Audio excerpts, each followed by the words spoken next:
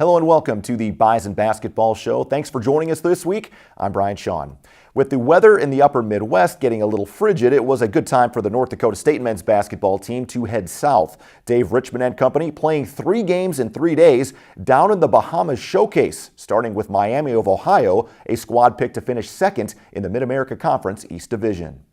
The Bison and Redhawks playing each other for the first time ever, and it was a shootout in the first half. Vinny Shaheed using the screen, stepping back and knocking down the 3. He led NDSU with 15 points on the afternoon. Then Jared Samuelson got hot from the perimeter in the final 5 minutes of the half, hitting 3 shots from outside the arc. Samuelson finished with 11 points as NDSU hit 11 first half 3-pointers. That included one from Chris Quayle. He gets the feed from Sam Griesel and knocks it down from the corner. But Miami also shot it great from the field, and it was 42-40 at the half. In the second half, both teams continue to match basket for basket. Tyson Ward slashing inside. He was only 2 of 10 from the floor, but NDSU still had a 4-point lead. Tyree Eady continued his hot perimeter shooting to start the season. He is set up for yet another 3, but the Bison would miss their next 11 shots from long range, and the Redhawks take advantage. Elijah McNamara came off the bench and hit back-to-back triples as Miami stretches the lead to 12. But the Bison continued to keep the pressure on, Dengu crashing the offensive glass and going back up and in for 2. The lead trimmed to 5 with 2 minutes left. But Miami comes up with the big shot in crunch time. Jalen Attaway, the deep 3 late in the shot clock, and as NDSU pressures in the backcourt, Darian Ringo, one of his game-high 7 assists to Delonte Brown, who finished with a game-high 25 points. Redhawks win at 89-78, shooting a blistering 58% for the game. NDSU was outscored in the paint 30-14 and shot just 26% in the second half. The Bison would take on Incarnate Word in day 2 of the tournament, and once again NDSU shooting it well from the field. Vinny Shaheed using the screen and finding Rocky Cruiser for the big jam. Cruiser had 13 points on 5 of 7 shooting. Jared Samuelson would heat up from long range in the final minutes of the first half, knocking down 3 triples. He was also in double digits with 12 points, but would foul out late. Tyson Ward would lead NDSU in scoring with 14 points, going 6 of 6 from the line. This basket late in the opening half would give the Bison a slim 41-40 lead, with each team shooting an identical 64% from the floor. North Dakota State would build a double-digit lead in the second half. Shaheed, fancy dribbling, then hitting the step-back floater in the lane. He chipped in with 9 points, playing a team-high 31 minutes. Later in transition, Cameron Hunter pushing the pace, dishing off to Dengu for the lay-in. NDSU would lead it by 15 points with just over 8 minutes left. But in the closing seconds, a crazy sequence in a 1-point game, NDSU breaking the full court press. Shaheed would cruise in for the easy lay-in with 8 seconds left. Incarnate Word still a chance. Morgan Taylor bringing it up for the Cardinals. He would force up a desperation 3 in the closing seconds and hit it to tie the game at 74 and force overtime. In the extra period, tied at 78, it's Morgan again with the hesitation dribble, getting inside and scoring. He had a game-high 24 points. The Bison back the other way as Cameron Hunter finds Shaheed. He fires up a 3 for the lead, but it's off the mark, and Incarnate Word hangs on for the 80-78 win. NDSU shot 54% from the field, but committed 19 costly turnovers that led to 24 Cardinal points. The Herd wrapping up play in the Bahamas against Towson, hoping to come home with a win and getting off to a fast start. Vinny Shaheed leaving it for Rocky Cruiser. He throws it down over 2 Tigers plus the foul for an early lead. More great passing later, quick ball rotation to the wing for Jordan Horn. He had a pair of triples off the bench, scoring 8 points. Towson would go on a 10-2 run to get back within 1. Brian Fobbs hitting the open 3. He had a team-high 12 points, but the Bison finishing the half on a 16-4 run to push the lead to double digits. Tyson Ward with the shot clock winding down, nothing but net on the 3. NDSU just 4 of 15 from outside the arc in the first half, but still up by 13. In the second half, they would pull away for good. Jared Samuelson left open on the wing. He's shooting 50% so far from long range this season. The hot shooting would continue. Shaheed left open for another 3. NDSU would hit 7 second-half threes altogether. Dengu came off the bench to score 13 points on 6 of 7 shooting. The Bison got 29 points off the bench from just 3 players. Redshirt freshman Tyree Edey making his first career start and made the most of it. He scored a game-high 14 in 36 minutes of action. Freshman Jarius Cook also had a season-high 8 points, knocking down a pair of threes as the Bison roll easily 76-51 to cap off the Bahamas Showcase and improve on the season. The Bison will be heading right back on the road for a pair of games this weekend, but before they do, head coach Dave Richman stops by to recap the weekend in Nassau. The Bison Basketball Show on Midco Sports Network is presented by NODAC Insurance Company and SANFORD Orthopedics and Sports Medicine. Welcome back to the Bison Basketball Show. NDSU men's coach Dave Richman joining us here now to recap the trip to the Bahamas and look ahead to another road trip cross country from East Tennessee State to Gonzaga. And Dave, first of all, going back 3 games in 3 days in the Bahamas, an interesting opportunity for your group. Had to play a lot of guys, just because of all the minutes and all the games and all the competition within 3 days. What did you learn, I guess, about your guys in that weekend? Well, we knew that would be a strength of ours going into that, Brian, having some depth and versatility, but we also knew it was important to kind of just continue to, as much as it's about the results, to kind of see what different guys have in different moments. And it was good. It was encouraging. You know, I thought a lot of guys played well for stretches. I think that's where we're at, though, as a younger group, that, you know, through certain stretches we didn't play with poise, and we only played in stretches. And I think that's what you understand, that urgency that you need for 40 minutes of every game. And one thing that stood out to me, Dave, is you had a bunch of guys able to shoot the ball from the perimeter at a high level pretty much all weekend long. And we saw the 11 threes against Miami. We saw shooting it really well against Towson in the final game. Did you anticipate this many guys would be able to come off the bench or even in starting roles and shoot it at such a high level? I mean, Jared Samuelson's at 50% right now. Yeah, and you know, Rocky Cruiser's at 50%, and that's your 5-man. Dangu's, you know, very effective right now at 3 for 5, and so you got to honor that.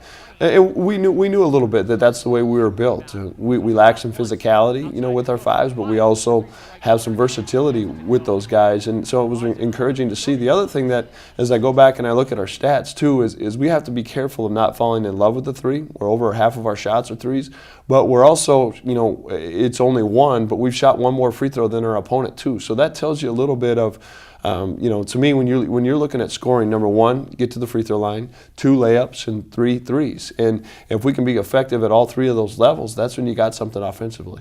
It was, I know, probably a disappointing finish to the game against Incarnate Word, having the lead, and then the kid makes a really tough shot to send it to overtime. But your guys rebounded the right way against Towson, especially in the second half, putting that team away to make sure you walked out of there with at least 1 win. Yeah, you know, again, sometimes it gets overused, but we talk about culture, and I really thought Sunday morning's win was a culture win. You know, we talked to the guys. The team that's going to win this is the team that wants to be here the most, and very, very proud of our guys. And Towson's a young group, and they got a ways to go, but it wasn't just the way we, you know, it wasn't just the way we came out, but the way we just sustained and the way we beat them, to be up 30 early in the second half, and just to kind of maintain that, the joy the guys flew around with and played with, and especially down a couple guys too. We didn't make any excuses.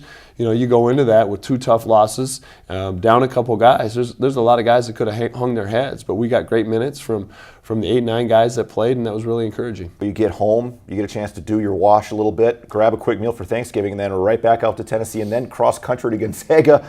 Another tough challenge, but it'll be fun to see how your group handles this weekend. This is one where you can see on paper, you know, you're like, oh, that's going to be a stretch, and you're in the middle of the stretch a little bit too. And so we got home last night late, and you're right, I got a big pile of laundry sitting by the laundry machine, and it'll be a fight to see my wife or I who gets to do that. But it's important to get back and get these guys a couple days where they get back into the classroom, figure out some things like that.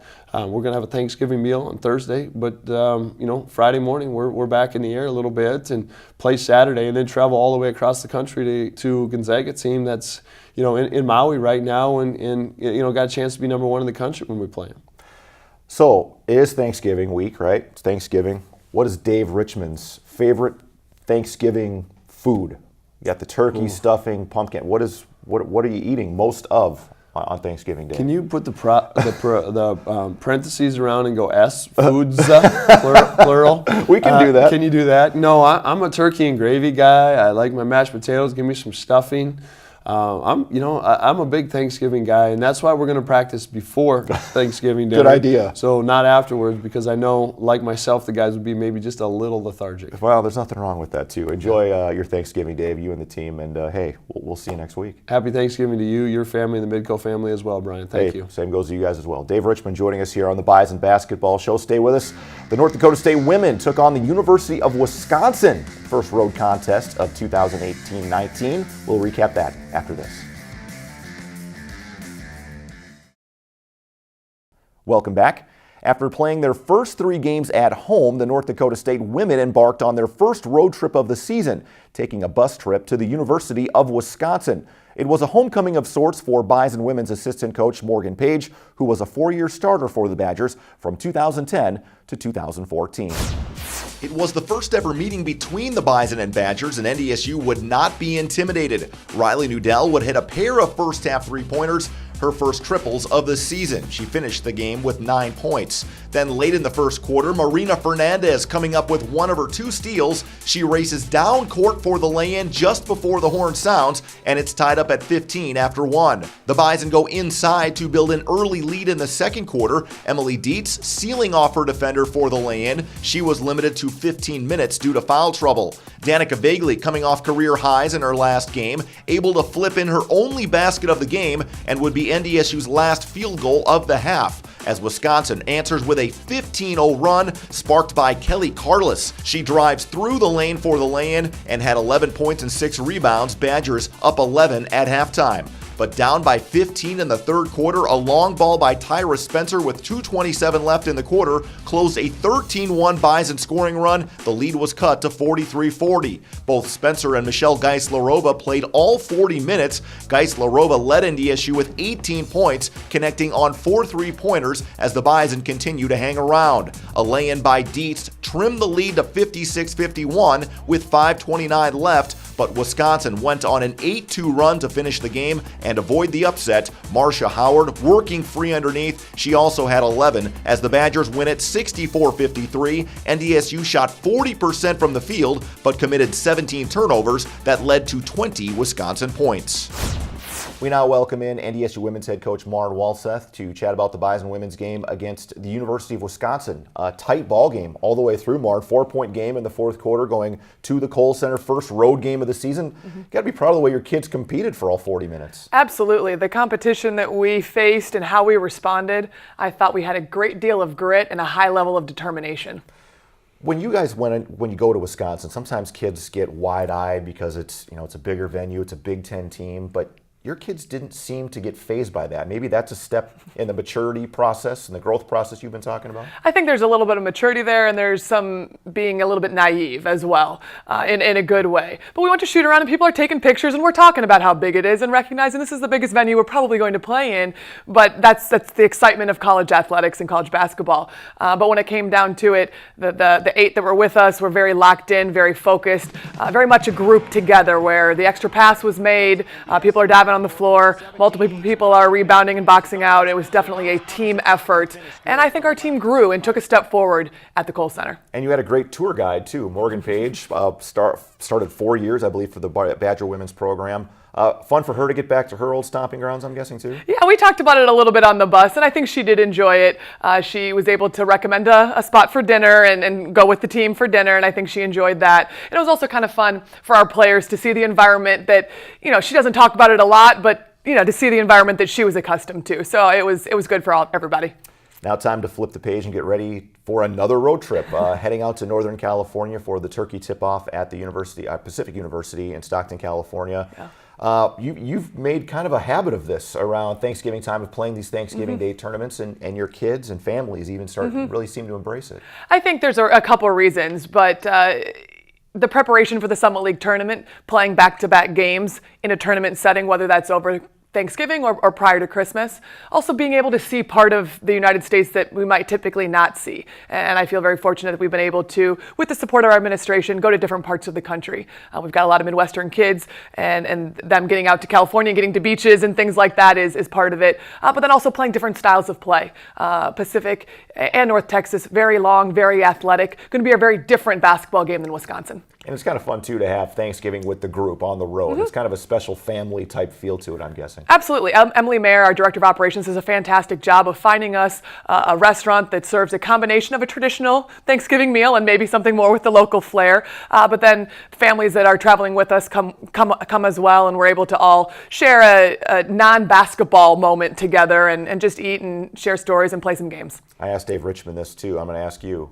Favorite part of Thanksgiving dinner? What do you eat the most of? Green bean casserole. Green bean casserole. Always been that way. Always been that way. And there's nothing really very special about green bean casserole, but I love it. So you're going to have that? Are you going to make sure that's there on If Thanksgiving? it's on the menu, I'll take 2 helpings. We got to make sure it gets on the menu. Maren, thanks a ton for the time. Good luck out in Stockton, California. We certainly wish for the best for all the folks out there that are going through the wildfires as well. Absolutely.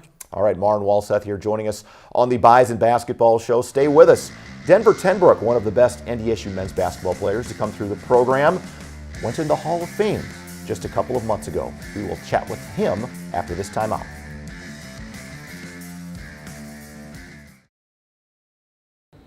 We're back with one of the newest members of the NDSU Hall of Fame class in 2018, Denver TenBroek. Played here from 1999 to 2003. Hard to believe that was 15 years ago, Denver. Does it feel like it was that long ago?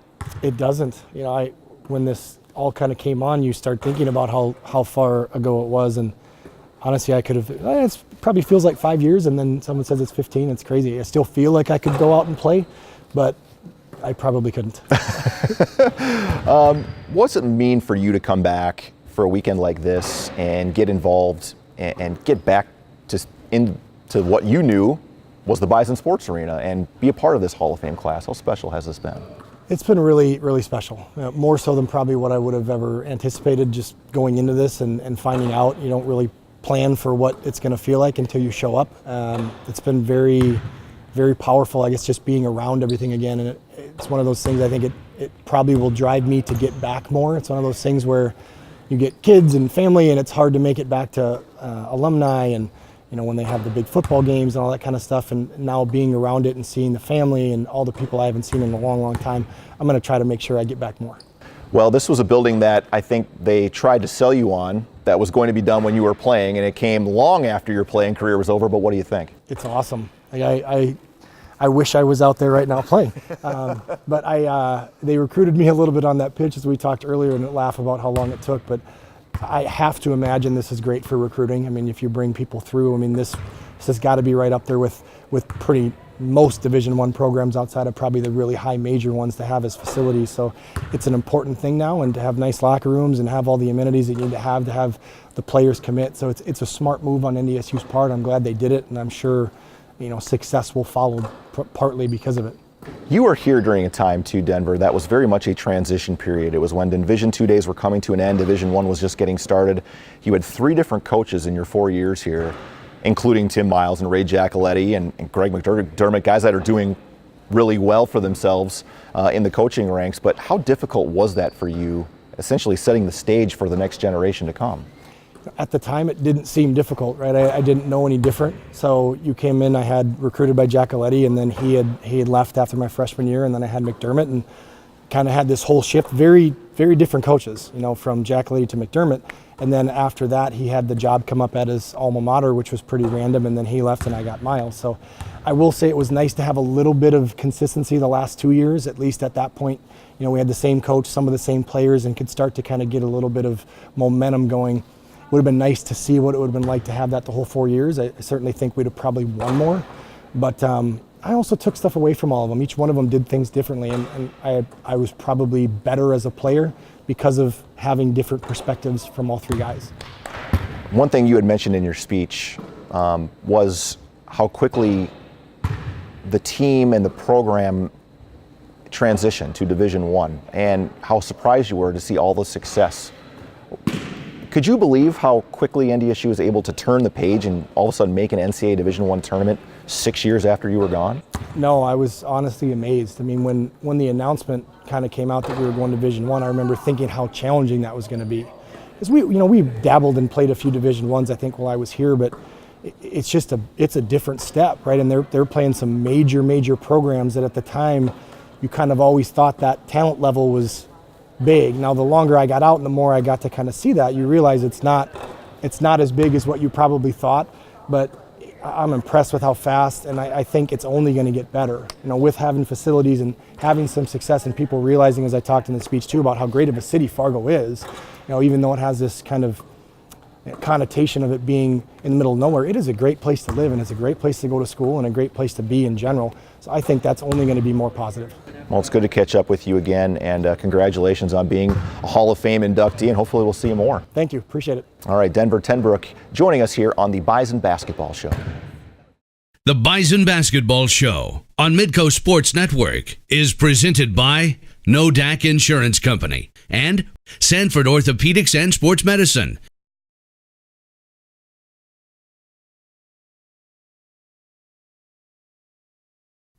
We're back to close out our Thanksgiving edition of the Bison Basketball Show, and we take a look at the upcoming schedule. The NDSU women head out of town for a pair of games at the Turkey Tip-Off in Stockton, California, starting with the host Pacific Tigers on Friday at 5 p.m., and then we'll play North Texas on Saturday at 2:30. The North Dakota State men are back on the road at East Tennessee State, the defending Southern Conference champions, on Saturday at 3 o'clock, before flying cross-country to Spokane, Washington for a matchup with Gonzaga, the number 3 team in the nation. That game tips off at 8 p.m. Central Time. That'll do it for this week. Enjoy your turkey, everyone. We'll see you next time.